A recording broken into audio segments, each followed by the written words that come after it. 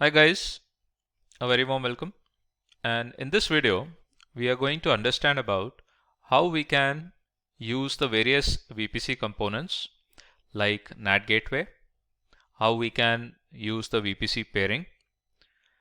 And the scenario that we want to achieve has been demonstrated in the previous video recordings. I would request you guys to just review it. In this video, I'm going to show you how we can achieve a NAT gateway, how we can create a NAT gateway and achieve a NATing.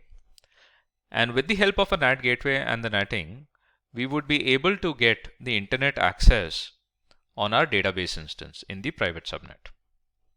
Then I would be demonstrating about how we can do a VPC pairing between two VPCs, and we are going to check the connectivity as well. So I have moved to the Oregon region. And in the Oregon region, we have created one Cloud Institute VPC, and this is the one that we'll use for the NAT gateway as well. And this VPC has a CIDR block 10.1.0.0/16.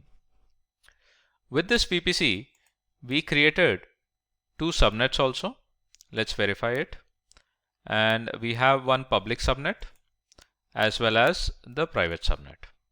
This belongs to the Cloud Institute VPC subnet.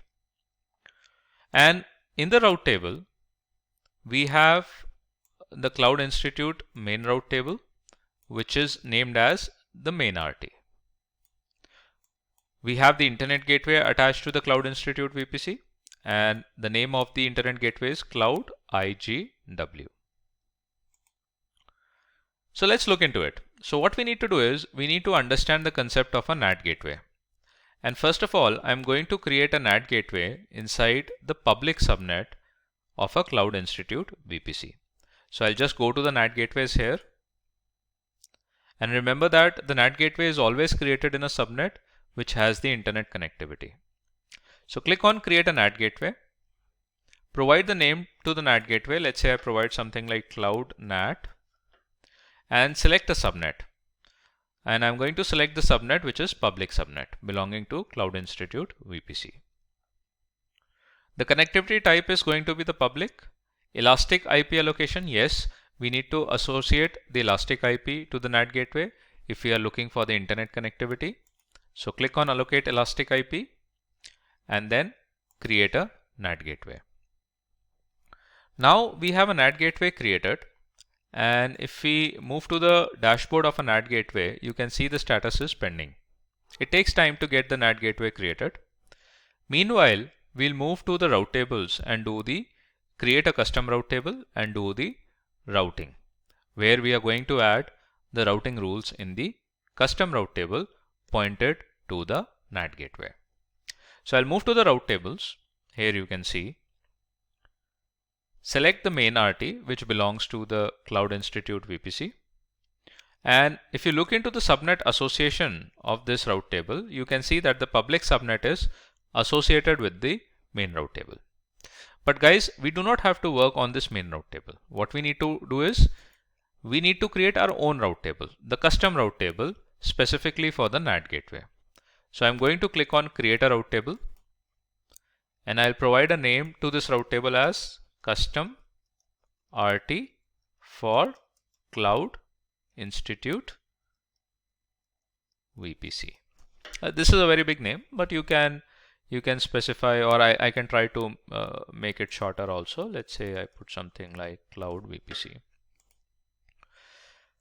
Inside the VPC, we have to select our VPC, which is Cloud Institute VPC, and click on Create a route table. So this will be a custom route table that we have created for the Cloud VPC. Remember guys, for one VPC, we can have only one main route table, which is already provided by the AWS. Now what we need to do, there are two things that we need to do it in the custom route table. One is we need to do the subnet associations. So we have to go to the subnet associations, click on Edit Subnet Associations, and here I have to associate the private subnet. Why? Because the public subnet is already associated with the main route table. So we have to associate the private subnet with the custom route table.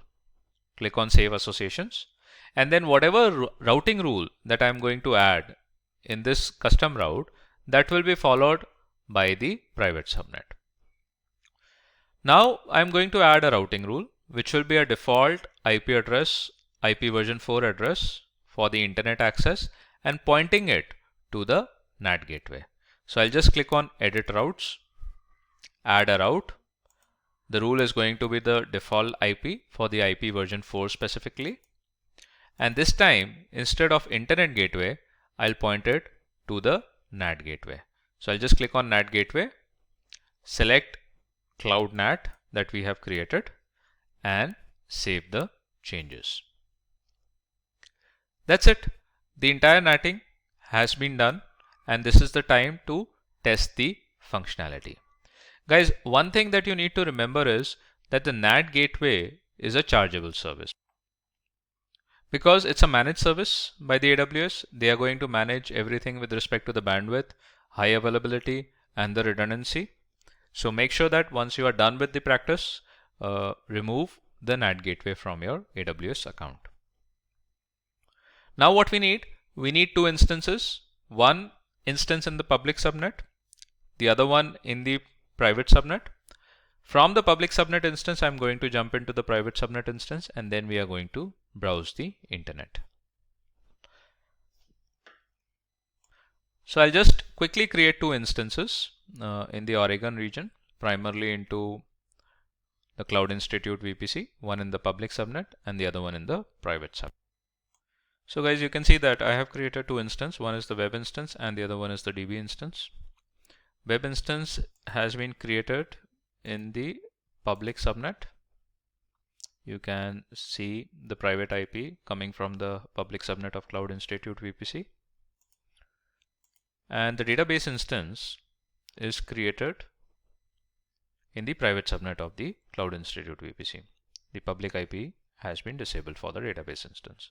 So what I'm going to do, I'm going to first log in into the web instance from the internet, and then I'm going to jump in to the database instance using the RDP itself from within the web instance.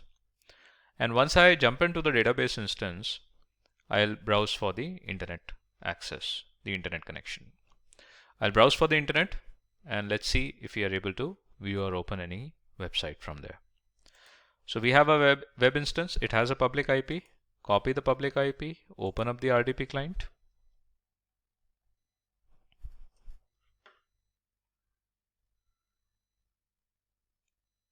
Alright, so here is the application, a remote desktop connection application. Let's wait for it. And here I'm going to paste the public IP, click on connect. The username is going to be the administrator default.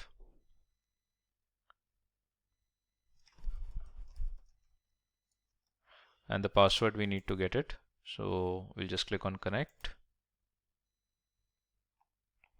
Go to the RDP client, get password, upload the key file which is cloudinstitute.pem, and I believe it is in the download folder. Here it is.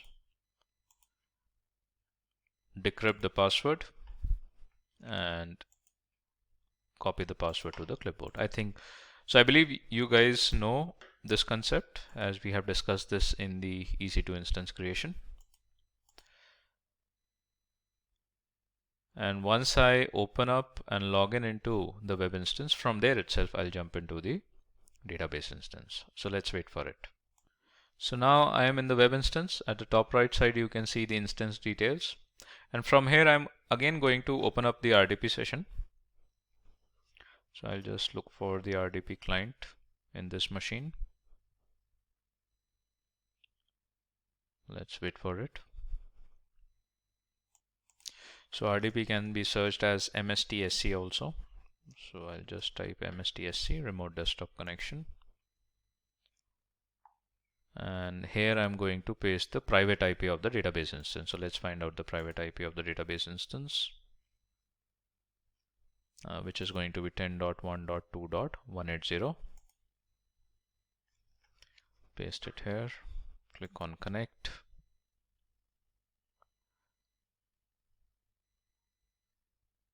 Then it's going to ask me for the username. The username is going to be administrator.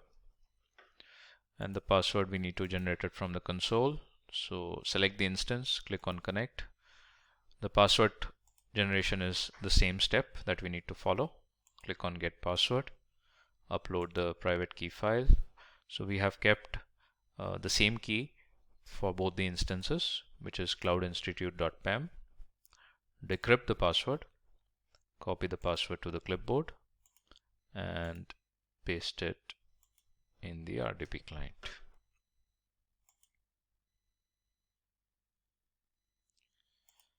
So it has accepted the credentials, and here you can see at the top I have logged in into 10.1.2.180, which is the database instance. So from web instance I jumped into the database instance. Now I'm just going to wait for the instance to get the Windows access, and then we are going to browse the internet.